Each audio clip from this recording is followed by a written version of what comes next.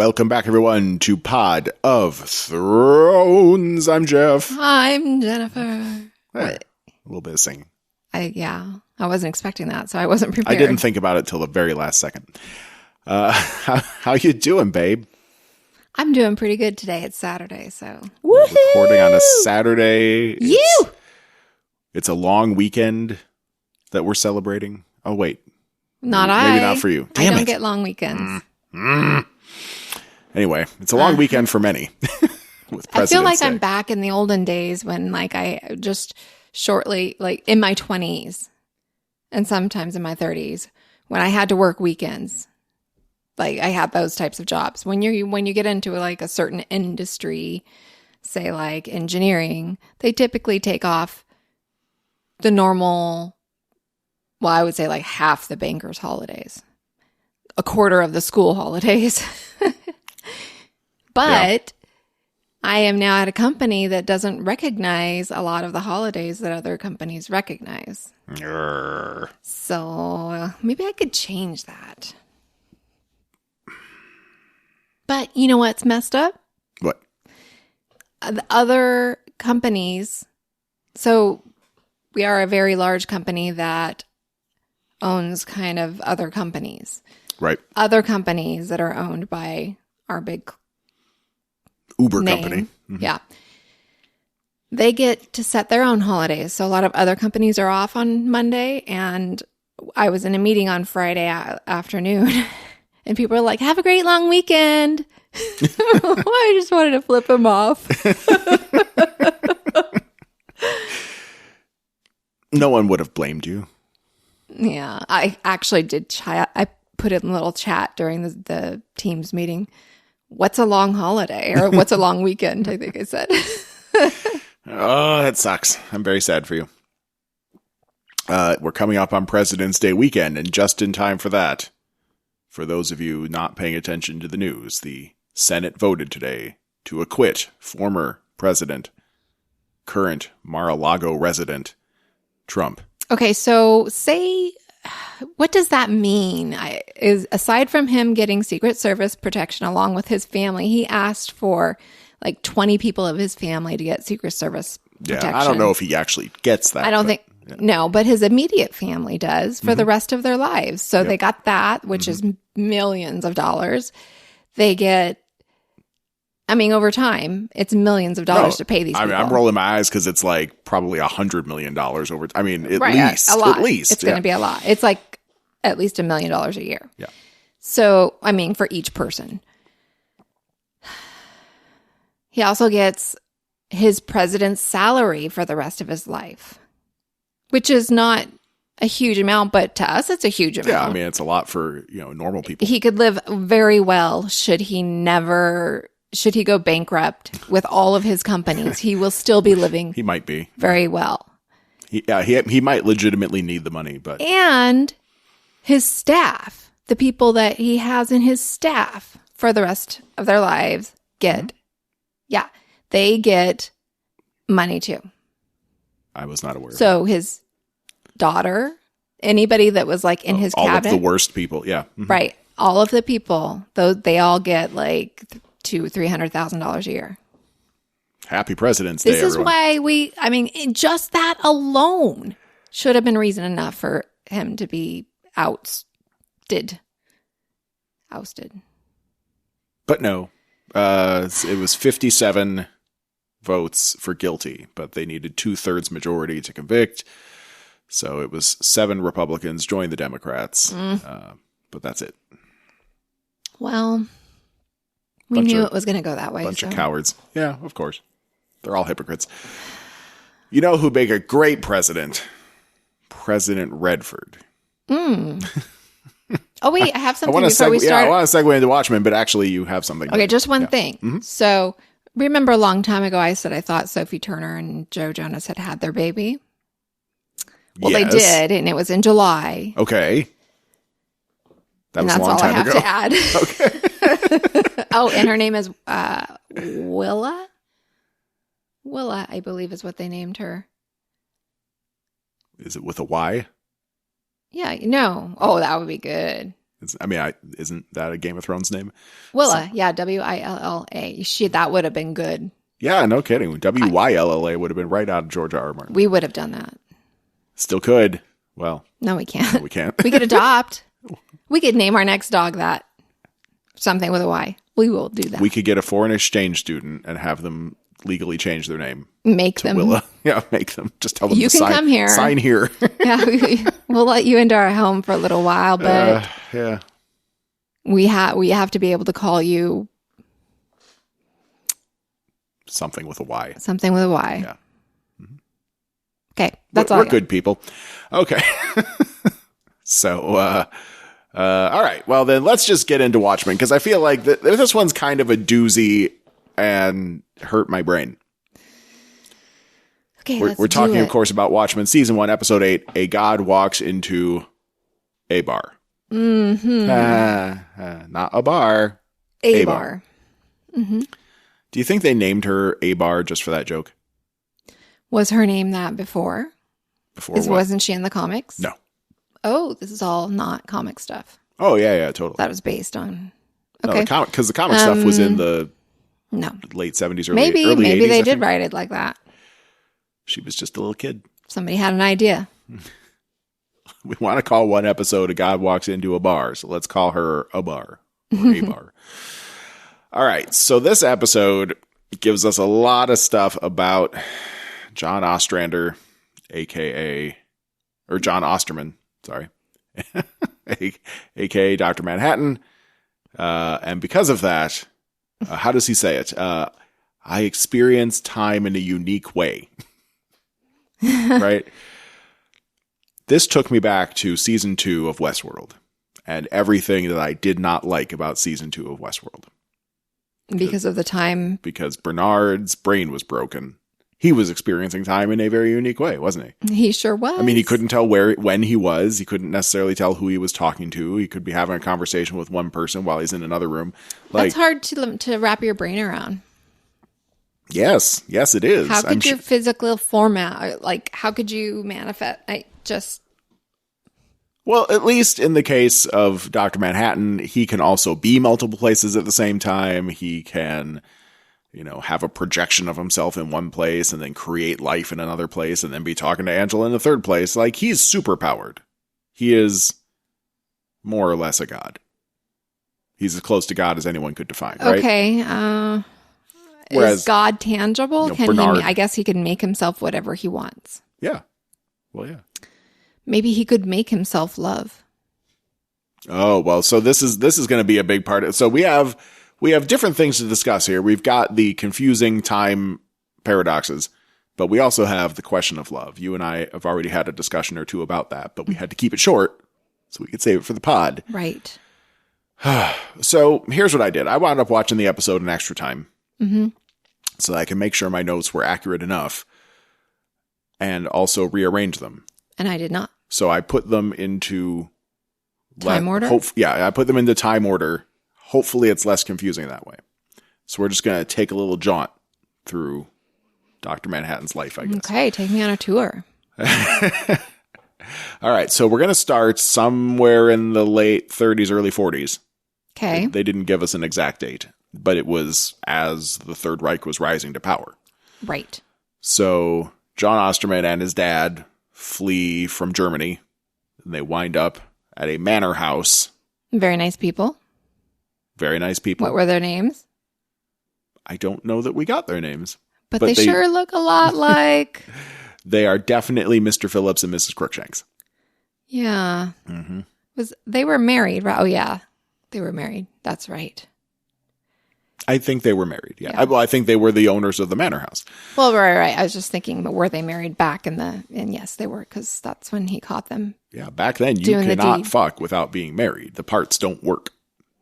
Right. Mm-hmm, mm-hmm. So he's wandering around the manor house as a little boy. He sees a butterfly jar, which I guess was noteworthy because he'd create his own habitat in a jar later. Mm-hmm. He was talking about it too. He was actually saying. Right. That's where I got the idea. Mm-hmm.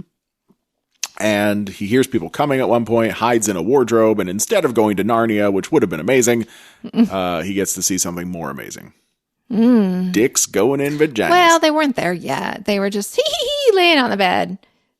Well, they didn't show us anything, but when they caught up to him later, it was sort of implied They that heard they had him. created life. I don't know. During the they were just that's their way of explaining what it was to a little boy. All right. Which is kind of weird because they didn't say anything to his father. His father would have flipped out because he seems like that kind of guy. Well, right. But although it was also weird to be like, we'd like to see your little boy alone. Right. We like to talk to all the little boys alone. And then we go and have sex in front of them in a beer while they hide in a bureau. We were creating life before, but you missed the end. So now you will sit in this chair and we will show you. Yeah, so they have a private talk with little boy John Osterman, about sex, how they were creating life. They had a son that died, womp womp, and they were trying to make a new one. They seem like such nice and happy and unreal people. Well, they were very holy people. They were very rich, so they got to be good rich. and not worry about the rest of life. Perhaps it was a more innocent time, a time when you wouldn't think that your kid was about to be molested just because a couple adults wanted to talk to him in private. And also a time, I guess. Maybe. Also a time when there were some rich people that did some good in this world. Yeah, that's hard to imagine. But they did wind up proselytizing to him. I mean, he comes from an atheist family, and they're like, here, have this Bible. It's a cool story. I mean, that was a little suspect, or sus, as the kids would say. But that's their thing. That's their thing. They have a stack of Bibles to give away. Probably. They did. They pulled it off a stack, yeah. Did they? Mm-hmm. Oh, I missed that part. I thought they just had a Bible on them at all times. Mm-mm. It's like their school book. Huh. Well, if you're gonna look, I'm Jewish. If it's be murdered or someone hands me a Bible that I gotta hold on to for a while, I'll take the Bible. It's fine. They tell him God made everything, including Adam and Eve, and blah blah blah. You can have the book if you promise to create something beautiful someday. Right. I promise. He promises. Yes. And he will go on to create his own Adam and Eve in their image because he is, after all, a god in the future. Mm-hmm. Yeah. Mm-hmm. Okay. So we've seen the story of what happens to him recreated in this particular series via many Phillipses and some Crookshankses. But we also saw it in the movie. It was in the comic book, the whole thing with his watch and and then he becomes a god. Yay. Right. Okay. So we skip all that in this episode. And let's go to. Well, he also talks about the lake and the babies. Not yet. Oh, this wasn't because I'm trying to do this in timeline order. So, okay, sorry. No, it's okay. It's not you.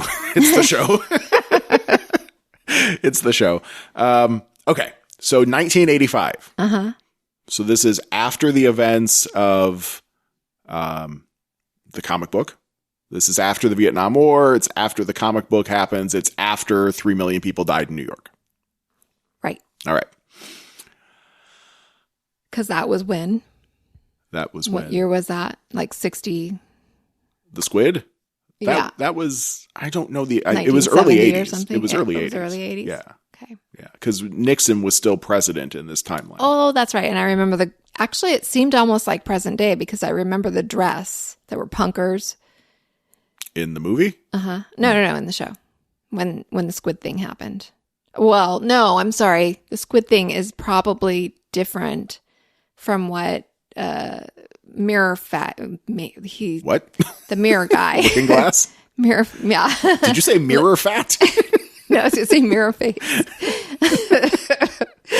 Okay, so when he experienced that noise, that's not that same event, right? No, that was it is the same event? Because that only happened in when he was in the House of Mirrors? Well, he was New in York. Hoboken, New Jersey. Okay, New Jersey. Right across the river or whatever. But that only happened in New Jersey and people outside of there weren't affected. Right. But I thought the whole world was affected by this. Well, no, see, one giant squid is all it took. Now, in the movie, which we did watch, in the movie, it was like nuclear explosions all over the planet or something. It was this huge catastrophe that was supposed to bring everyone together. But in the comic book, it was one giant squid that descends on New York and kills 3 million people with a psychic blast. So Okay, that was enough to affect the entire world. That affected the entire world because no one knew where the squid came from. The world thought it was an alien invasion, so rather than nuke each other, which they were about to start doing, they saved their nukes. we will save our nukes and focus squid. on this extraterrestrial threat. That was Ozymandias' plan. Why couldn't he just do a flying saucer? A squid? I don't know. Flying saucer you could shoot down with a nuke. What are you going to do when the squid, because the squid appeared out of nowhere. They shot the squid down with a nuke. Or Did whatever. They? I don't know. I don't it. actually know what happened to the squid. It went back into the sea. I don't think they told us that. But the squid like teleports in. So it's not even as simple as a flying saucer. It's like, holy fuck, how did this happen and what are we going to do about it? And that's... Can you imagine the cleanup of that thing? The squid or the 3 million dead people?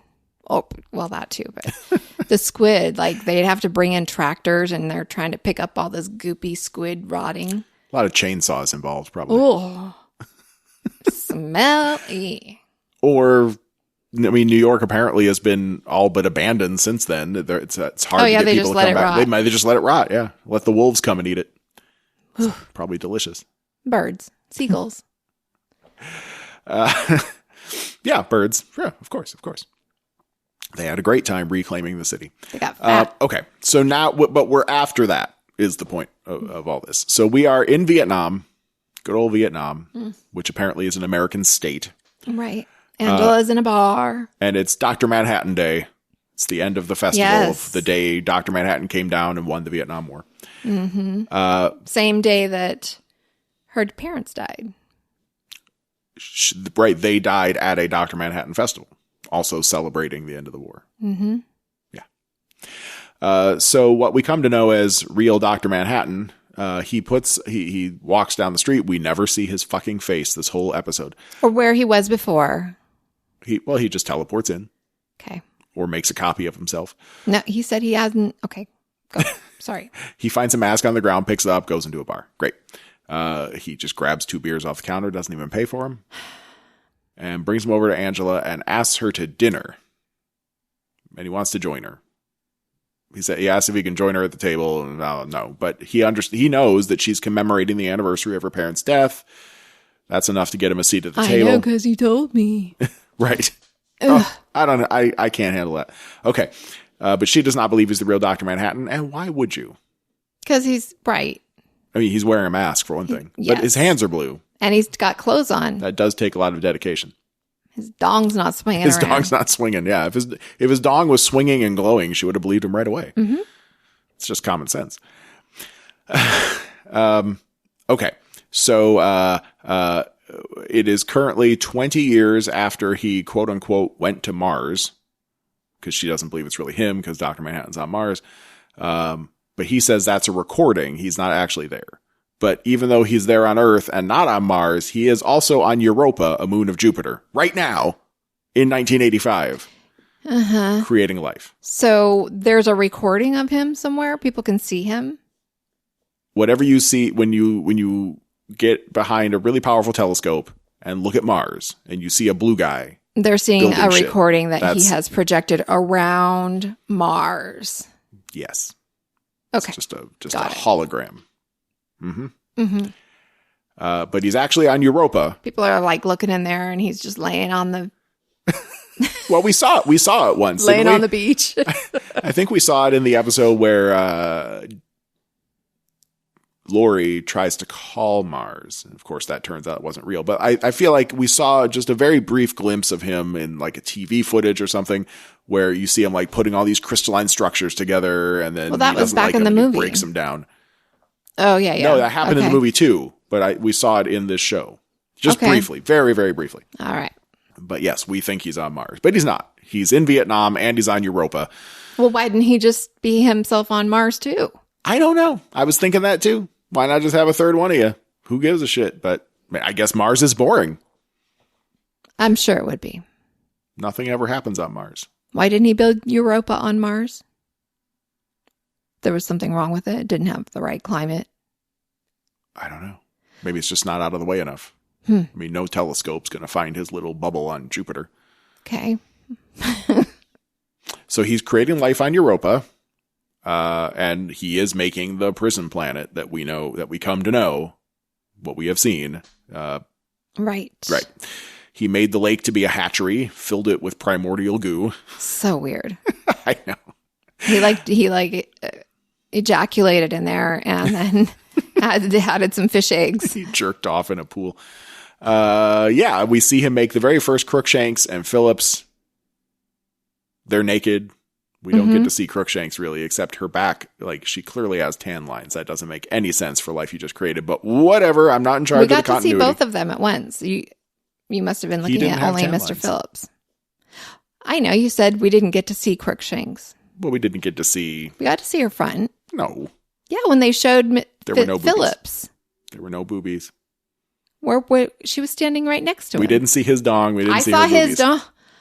What? Phillips' dong? No, no. Who am I thinking of Cam's then? dong. Who? Cam. Who's Cal. Cam? Sorry. You think it was his? Then I thought it was a white dong. I'm sorry. I don't think we saw. I think I Phillips' did. We might have in a different episode. There was the episode where Phillips came down in the Dr. Manhattan costume during the play. And I thought it was this. Then there was a dong out. But it was blue.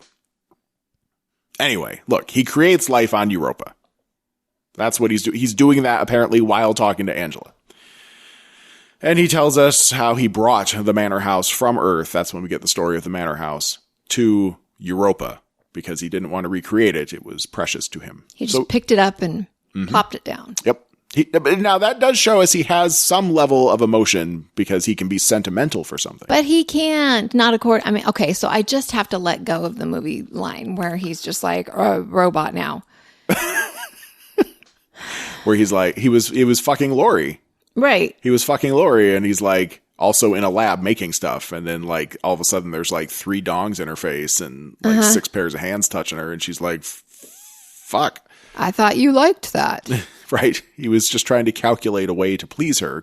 So he did want to please her. He just didn't really care about himself, I guess. He was trying to be nice to her. But he was also trying to that shows some feeling. He has some emotion that's just very distant. Okay, so why is he on Earth? He came to Earth specifically to meet Angela because he's in love with her. And as we will find out later, he's not actually in love with her yet, but he will be in love with her in the future. But then because it's in the future, he's also in love with her now. Fuck that. That's all. I agree. Yeah. She is not into this. But she's entertaining it. She's not telling him to get out. Well, he's interesting. I feel like she figures if I need to, I can crack this guy's skull open. Sure, she's a cop. She's a cop, and she's a badass. Like, Yeah. she's not just a cop. She's the future Sister Knight. She can take shit and deal with it. Right. Right. So if he's a creep, she'll beat him senseless. So she entertains him. And why? I mean, I guess I would, wouldn't you? I mean, you're in a public place. No. You wouldn't let him. Some weirdo, no. I mean, maybe he's good looking, so that's what. Well, yeah, and we'll never know. If you're attractive, then you can't be evil, right? Right. She gets him to take his mask off. We still don't see his face, but whatever. It could be makeup. She's still not convinced. She will not have dinner with him because she hates Dr. Manhattan. Right. And because, he basically killed my mom and dad. Well, yeah, she's blaming him. Like, I think that the chain goes something like this. The chain of logic goes, he swoops in and destroys all the communists and wins the Vietnam War. And then some child grows up without his parents because Dr. Manhattan just vaporized them. And he grows up to be radicalized and becomes a suicide bomber that blows up her parents. Mm-hmm. So right. She hates Dr. Manhattan. It's not completely unfair. I mean, okay. It's a little unfair, but not all unfair. She doesn't know what Vietnam would be like if he had not done that. So true. But maybe like she wouldn't. cave I mean, maybe she wouldn't have ever been there. Who knows? But he says he has regrets for being involved in Vietnam. He thought he was helping. He thought he was helping. Right. Mm-hmm. And he was. I mean, it kind of seems better, but maybe, I don't know. I don't live in Vietnam or know what it's like there, so I can't say. I only know what I see in movies. Well, they didn't fall to those dirty commies, I guess. Yeah. I guess. I don't know. I don't even know what communism really is. Doesn't seem good. I don't know. Isn't that what Kim Jong-un practices? Right. Well, they call North Korea communist, but it's not. It's just another authoritarian state where no one can do anything. Oh, okay. So, real communism. I don't know that real communism exists in any major place in the world. Okay. Yeah. Okay. So, he regrets, blah, blah, blah. He asks her to dinner again. She won't go to dinner with him unless he can prove he can create life. He creates an egg. She's not impressed. Right. It's like that rolled out of his sleeve. Right. It could have just been, I'm not impressed either. It could have been, yeah. Open your hand and grow a fucking flower. Or show the egg materializing in your hand. To a bird, yeah. Or a chicken. Yes. Maybe it can make a baby chick. Right. I'm telling you, he is good for nothing. He's not very creative. Not very impressive, no. Take off your pants, then we'll talk. You're all about that blue dong. I'm going to paint my dong blue one of these days. Women don't get enough of that kind of thing, and I'm so happy that it's happening now.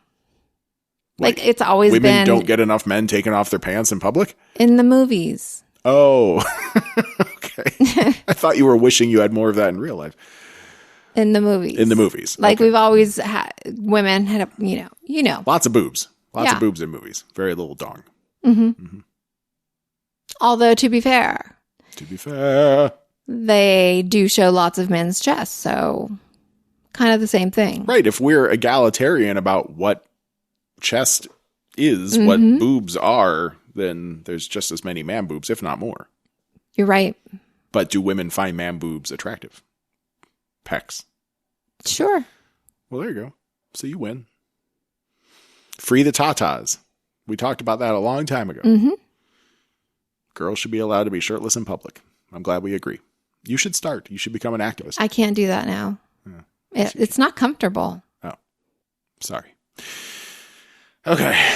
So he's been going off on this whole thing about how they will go out to dinner because he's not a crazy person or a stalker. And then they're going to fall in love and they're going to be together for 10 years. But now she's asking him questions about the 10 years because she's intrigued. He's not crazy. They have kids, but the kids aren't theirs. And they have kids in Tulsa, which she kind of freaks out about. Like, how did you know my family's from Tulsa? And he's like, you told me. And of course, that happens in the future. You're telling me right now. Fuck that shit. Are the kids superpowered? And he says no, but he could transfer his powers if he wanted to. And if someone else wanted to have them, he could synthesize something where if you consumed it. Like his ejaculate. I wrote food in my notes. But yes, baby batter would probably also count. Here's the thing, though. I wound up making a special note of that the second time around because I think the food part is going to prove to be important. Mm-hmm. And then he drinks an egg. He drinks the beer with the cracked egg in it just to show off, I guess. He needs his protein. I don't know. I think it has something. It was like the whole ingesting thing. I'm glad it wasn't like Vision from WandaVision, where if he accidentally eats something, he gets all fucking broken and crazy. Mm-hmm. He's God. He can ingest anything he wants. He cannot remember how they get the kids that are adopted. Because that part's a dark period. Yeah. There's a period of time he can't see, which I think is most of that 10 years, right? But he doesn't say that. I don't know. He doesn't say that. All right. So she's had enough of this shit. Now, this is me skipping all the other pieces where we flash forward to the future and all that shit. But in the bar, she's had enough of his bullshit. She's done. She's going to go home, go to bed. She can't get involved with someone anyway if it's just going to end in tragedy after that 10 years. And he says, but don't all relationships end in tragedy? That's an interesting question. Is that true? Of course. I guess even if it's old age. Right. Death or divorce. Those are your only two options. The only two ways out. Oh, God. That's dark. All right, fine. So he's right. And that was enough to win her over. He says, so come on, what about dinner? And she's like, fuck it, why not? Yeah. That was the part. It's going to be tragic no matter what happens. So let's have dinner. Oh, yeah. What do you think? Did she make the right choice? Would you have gone to dinner with him after that weird conversation and the egg thing? Oh. He's probably handsome. I don't know. It's hard to put myself into this weird universe. Do you like bald guys? Because he's bald. Oh, sure. He's blue and bald. I'm a fan of baldness. I keep thinking about shaving my head. No. It's the only way out. It's death, divorce, or shaving my head. Do you want out? I can't get a haircut. It's the only way out. All right. Now, slightly later in 1985, it's like 6 weeks later from the time that they went out to dinner. He's with her and they're in a morgue because she's a cop and can go places. She got a bunch of dead bodies in freezers. She asked him to pick one of these guys because you can just assume their identity and everything gets much easier than making stuff up. Right. These are people that are unknown, homeless or whatever. No family, no ties. Right. She doesn't show him Cal's body at first, but sure enough, there's a dead Cal. He was very fit and hunky, but just dropped dead. Right. Why didn't she pick that one? I don't know. But he was, and then he was all like, whatever form I take is one you should be comfortable with. And then she pulls Cal's body out and she's like, I'd be comfortable with him. Why not just pull that out first? I don't get it. Yeah. Maybe she's trying to see if he was racist. He's blue. So he takes on Cal's form, and then another reminder that 10 years later, their relationship will end tragically. And also, after they've been together 6 months, they're going to have a fight, and she'll tell him to leave. He just drops all that into the morgue conversation as he assumes Cal's identity. Mm-hmm. Uh-huh. Do we need to know all of this? I guess so. This is how we get to where we're at. I guess so. So we get to the 6 month later part. So it's probably 1986 because it's 6 months later. We don't actually know when the first, whatever day Dr. Manhattan Day is, but we're at like late 1985 or sometime in 1986. And they have a fight about how he can see the future. But okay, they're also having sex when this all starts. This is so stupid. And he's laying there. She's on top enjoying his big, no longer blue dong. And she's asking him, where are you? And he's telling her whatever else he's doing or experiencing at the time. Right. How good could that sex be? That's my question. Not good, because you're not thinking about each other. I guess he's got a good dick. Cal's got a nice body. But. Right. He's just laying there thinking about something else. I mean, it's like having like one of those real dolls, right? Mm-hmm. I mean, I don't understand. He has such a flat personality. Right. What's the attraction? 6 months in. Yeah. What is it like to go out on a date? Like he knows everything and he's not particularly witty. He's a spoiler. Yeah. He's a walking spoiler. That's what I want. Give me a limited run series of like that 6 months of their relationship when he's still Dr. Manhattan. And just show me what their life was like, because I do not understand. If he knows everything, he should really know how to pleasure a woman. So that must be it. So the sex is good. It must be. That's enough? Must be. Well, you do keep me around. Bazinga. Okay, so she's mad because he knows everything. There's no risks in anything in life for him. Like she takes risks every day and their relationship is a risk, blah, blah, blah, blah, blah. But he takes no risk because he knows everything that's going to happen. He apologizes, but whatever. She tells him to leave. Exactly like he said she would. Right. He knew it was coming and there was nothing she could do to stop it. So he evaporates out of the bed and is now naked in the Arctic. It's where you get to see some Caldong. Caldong, take me away. Take you away. I remember you saying it was oddly shiny. Yeah, it didn't look real. But impressive, nonetheless. Mm-hmm. So he goes to Ozymandias's base where no one ever bothers him because it's in the Arctic. It's we know it's 24 years after the touchdown of the squid. Oh wait, does the timeline add up there? Fuck, no, it doesn't. Nothing makes sense. How could it be 24 years after the squid? Maybe I wrote that down wrong. Because if the squid was in the late 70s or early 80s when Watchmen takes place, then we'd have to be in the 2000s, late 90s, 2000s. But it was 1986. Fuck. How do you know? I don't anymore. I don't know anything. Okay.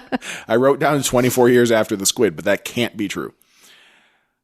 We do see a machine generating squidlings and throwing them into a magic portal in Ozzy's base. Right. That was so now we know how these squid falls happen. They happen because I guess Ozzy just left that machine running when he left Earth, and every once in a while it just every once in a while, there's a leaf blower outside of our house. Sorry, everybody. Every once in a while, yeah, the machine goes off and squids rain down in some random part of the earth. Yep. Cool. That's a fun thing. All right. So they talk about the relationship problem. I guess Ozymandias is his only friend, even though they weren't really friends. But Ozzy has an invention that can help. He was going to blow John up back in the day and tried to kill him and failed. But he had a backup plan. And it was this funny silver ring. And if you can get it inside your brain, you'll forget everything. Mm-hmm. I don't know how that was a backup plan, but there you go. It's like a little magnet in the middle. Magnet pearl. It's cool how it floats. I like that. It's a magnet. Mm-hmm. Okay, so, and this is the ring that we saw in the previous episode. Angela pulls it out of his skull when she cracks him open with a hammer. Right. Which, incidentally, if he's a god, how do you crack his head open with a hammer? But I'm not going to worry about that right now. So, you were saying? Nothing. Go. Oh. Go. Fine. So, if he puts this in his head, he'll forget everything. You could theoretically still use your powers, but you won't know that you have them. So, you'll still be you, which includes being a god. You just won't know to use them. Right. You'll think that you're just a normal dude, although you won't remember anything about anything. All right. So if you have any unfinished business, go take care of it. Right. So John has to discuss something with Grandpa Will. What's up? I got to close the door because the dog's going to attack the gardener. Should I cut this part out? No, it's okay. Go. All right. So, but he can't leave yet. In return for this favor of giving him a memory erasing ring, and before he goes to talk to Grandpa Will, Ozymandias wants something. He wants to know, will he live to see his utopia? And he's told yes, but not here. Mm-hmm. I made a utopia over by Jupiter somewhere. Yeah. But John says he tried to create a kinder, gentler life than what's here on Earth. Pure. Well, kinda, but as he's describing it, it's also servile. Like, he created life that is just dedicated to making other people happy. Okay. Which I guess is great in terms of, like, there won't be crime or violence or stuff, but... He created life that was beautiful, and I don't know, I mean, do grass and flowers and streams and trees mind that they please us? Well, I think he was talking about Phillips and Crookshanks. Oh, he's talking about the people. Yeah. They're very docile. They don't even mind being murdered, generally speaking. I guess, yeah. That's kind of, but if that's all they know and they don't care. I guess. Again, the allegory of the cave. Do you want to say more about that? No. Okay.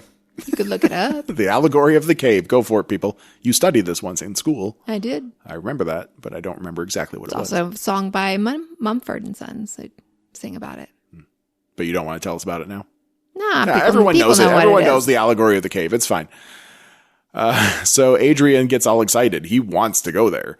So John sends him there, keeps the ring, and then trying to keep this in some reasonable timeline, John shows up in New York City at Captain Metropolis's mansion, which, when Captain Metropolis died, was willed to Will Reeves, Angela's grandfather. Right. So he's an old man already, but not in a wheelchair. So they go have a conversation. Right. He forces his way into the house, says that Angela wants your help. But Will's like, I don't even know who Angela is. I don't have a granddaughter. So there's a whole thing. Future Angela wants Cal to ask past Will how Will knew Judd was a part of Cyclops. Whew. That all makes sense? No. I don't know if you know this, but Dr. Manhattan experiences time in a very unique way. Fuck. Okay. So he wants... Okay, so he wants Grandpa to go ask his son... No, he wants Dad to go ask his son how he knew Judd had the KKK robe.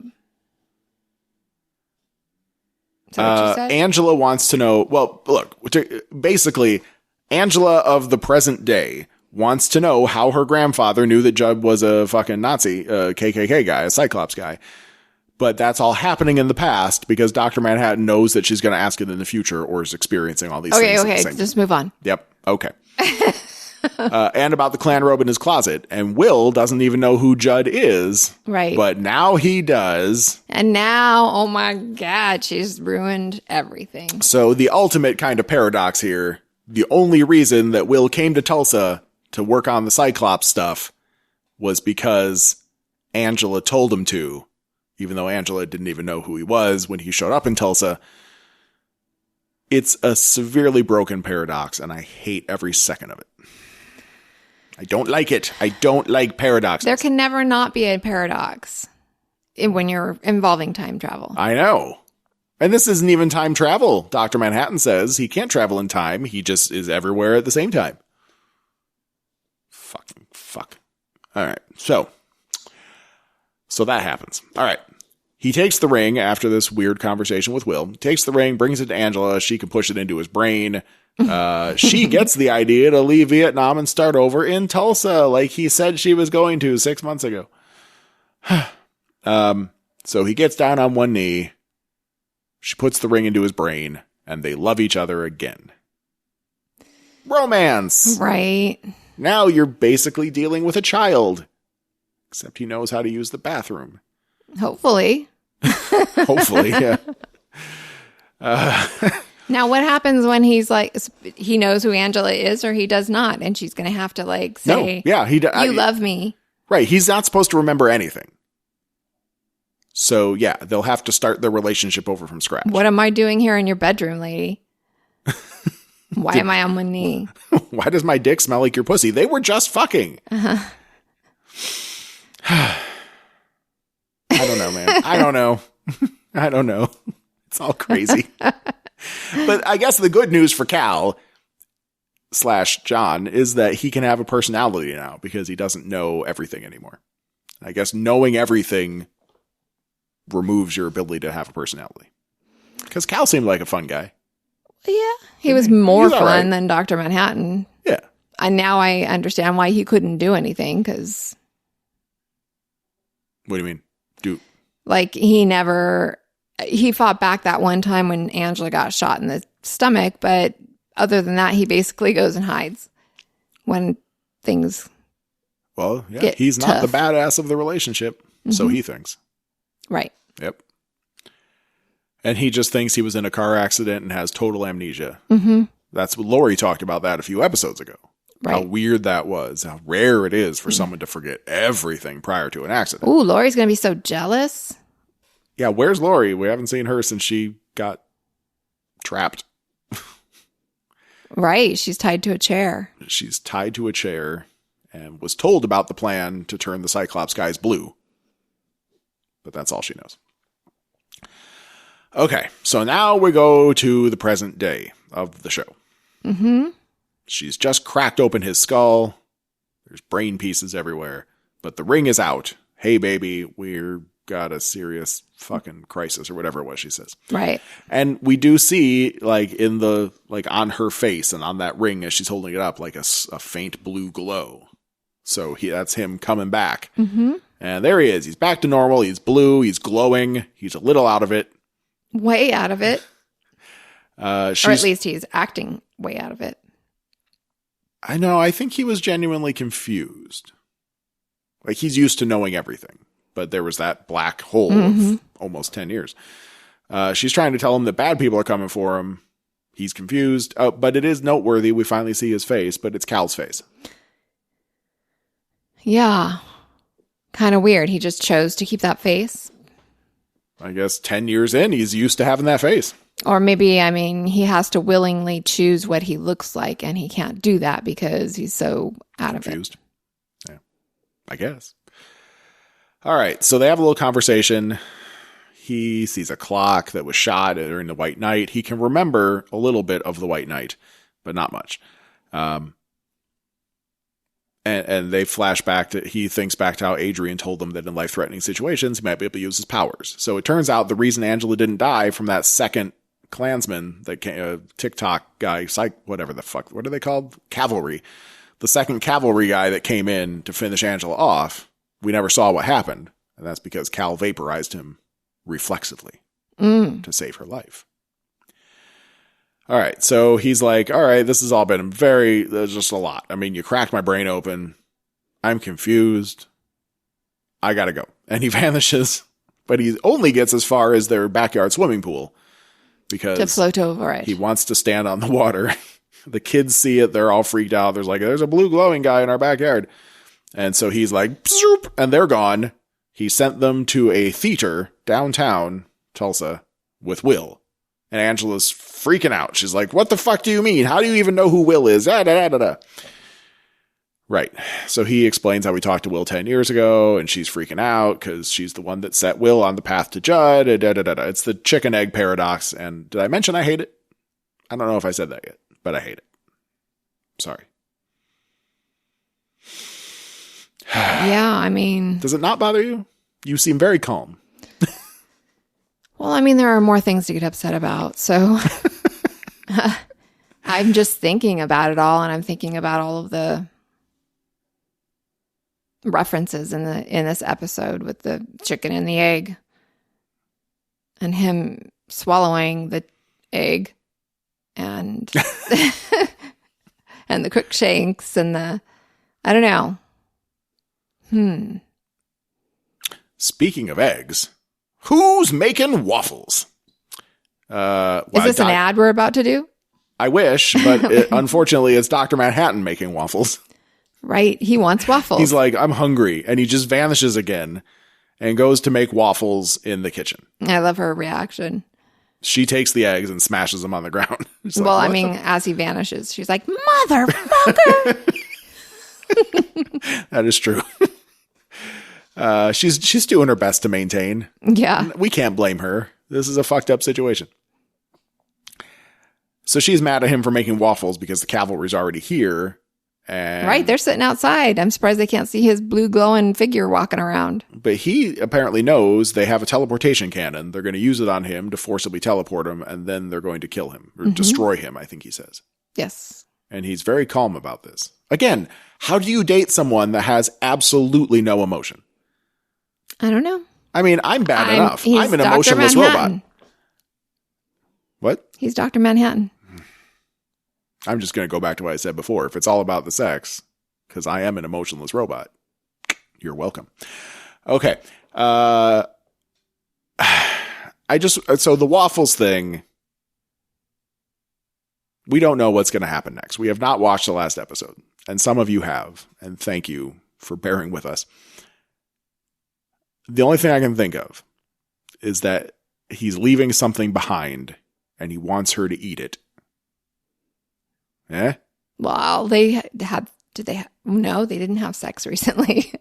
I mean, if he's been coming in her all of this time, doesn't that count? Well, only if he wants it to. Plus he said eat. So, I mean, that's not a mouth down there officially. I'm sure she's giving him blowjobs. Maybe. And maybe that's why she's so badass. Is that how women get badass, by giving blowjobs? To Dr. Manhattan, Oh, specifically. Okay. Sure. Maybe. I was just thinking maybe he's going to leave behind a strip of bacon that's glowing, and then she eats the strip of bacon, and she becomes the new Dr. Manhattanness. I like the blowjob theory better. I like your blowjob theory better too, but I don't think we're going to see that on HBO. Well, maybe. They'll talk about it. Well, I hope so. He'll be like, remember? But he was making waffles for a reason, right? I mean, He's hungry. Is Cal he, used to though? make waffles. I don't know. Okay. So Angela's like, fuck you, dummy. I'm going to go stop all these idiots. And he seems very unenthused. Mm-hmm. But as she's gearing up and she's ready to go kick some cavalry ass, he says, this is the moment when I fell in love with you. Oh, Is that an awe moment? They've been together 10 years and he said he was in love with her 10 years ago. it's stupid, but aw. Right. More paradox. I'm too angry to be awe. But all right. So I wrote in my notes, let the John Wicking begin. Because for a few minutes or a few moments there, that's what it seemed like. I mean, she started taking these cavalry guys down with her silenced pistol. She like throws a guy down on the ground and shoots him in the head. She's cool. I like her. But she is not going to win this. She starts taking some pretty heavy fire. Unless some other people show up. Unless some other people show up, which you kind of hope. And then just as it's looking darkest, someone's head explodes. And John is right behind that person. Cal, John, Dr. Manhattan. And you got all excited. Yeah. You were like, blowing up heads. Yes! He's blowing up heads. He's glowing blue. He's angry, I guess. All he's doing is pointing at them. Right. And he stops bullets from getting to Angela with one hand while he's blowing up heads with the other. Mm-hmm. The head explosion thing reminded me a lot of Kingsman, which is not a bad thing. It reminded me of Attack from Mars. Oh, Mars Attacks. Uh-huh. Mars Attacks. Yeah. When all the Martians, they start blowing up. Okay. So it couldn't have been more obvious what was going to happen next. Because he blew up all the guys, so we thought. And then he stops to talk to Angela, and she's like, yay, we did it. But he has literally positioned himself right in front of the teleportation cannon. Yeah, it's like, move over a foot. It's like he doesn't give a shit. He knows. He knows. But he's not even trying. Why can't he just not? That's a good question. So some douchebag zaps him. He screams as he gets teleported away. And that just leaves us with the ultimate question of what the fuck is wrong with him. And the only thing I can think of two things. One, he doesn't care because she's going to be Dr. Manhattan and she's going to stop all the bad guys. Or two, he's not actually going to die. He knew he had to be teleported away. They would try to destroy him, but he has a plan. I think it's going to be somehow it gets shot into maybe the kids, the boy. The old boy, the oldest of the boys. Yeah, but maybe he just doesn't want to do this anymore, and one person shouldn't have that much power, and he doesn't care. Also an option, but then he's going to give power to everybody else. Right, so. you've doomed the Earth to a bunch of fucking racist rednecks, and he wouldn't do that to Abar. Right. If he loves her and if he loves the kids, he should not want the world to fall into an evil god's hands. It's like Aladdin, right? Like the Disney Aladdin when Jafar wants to become a genie, but they have to trick him. So he's like, I'm going to be all powerful and the world will be cast into darkness. But then he's stuck. You need to do something like that. He's going to stuck himself. Senator Keene's going to stuck himself. Well, maybe they'll put him in a mirror out in outer space. Just float away forever. Yeah. Something. I have to imagine that. Maybe he's going to send him to Europa. No, because if he's all powerful, he can get off. Yep. Well, we know there's not a season 2. And we know that. So why does not... Okay. So this has to end well. And right now, Ozymandias is trying to get off of Europa. Yeah, he wants out. He wants out. He's been convicted, though, of killing millions of people. But well, yeah, now he has. But Dr. Manhattan sent him there because he wanted to go there. Doesn't Dr. Manhattan know that he doesn't want to be there anymore? Did he must have built this as his prison. Well, he put a thing in his head. No. He doesn't know what's going on with Ozymandias. That's right. He can't help. That's right. I mean, it probably was a really nice paradise. Maybe 10 years later, the same people, nothing over but and Crookshanks over, and Phillipses baking you these weird honey cakes. I mean, Miss Crookshanks isn't bad looking. I mean, I could have fun for a while, but what? You need variety or something? No, she has no personality. Oh, and if she did, see, for a guy, we need more than just good sex. We're not as shallow as women. I see. Well, I mean, women Women just need a big blue glowing dong. That's all they care about. Well, they can entertain themselves. They don't have to deal with... Well, there's no entertainment on that planet. There's no TV to watch. Yeah, I know, but there's ocean and go out and surf and learn new things, skydiving. I don't know. I don't know either. 10 years, though. In a bubble. I mean, he's like a fish. He's in a fish tank, right? He's in a bell jar. Now, there's only so much he can do. Okay, that opens up the whole Crookshanks and Phillips, how these two became smarter and more powerful. Were those the originals? Those the OGs? Who? The Game Warden? Yeah. That's a good question. Is the Game Warden special? Is he a special Phillips? I don't know. Or is he just playing the part? I don't know. I don't know. We better find out. I don't think one episode is enough where we're going to find the answers to that kind of minutia. I mean, it's like what happened to the Shame Lady. Well, she's dead. I don't want her to just be dead. I want to know what happened to her. I want to see. I want to see her missing torturing pieces. her. Yeah, exactly. Peeling off skin. Exactly. That's what I wanted, but I don't think we're going to get that in this last episode because we don't know what Will's up to.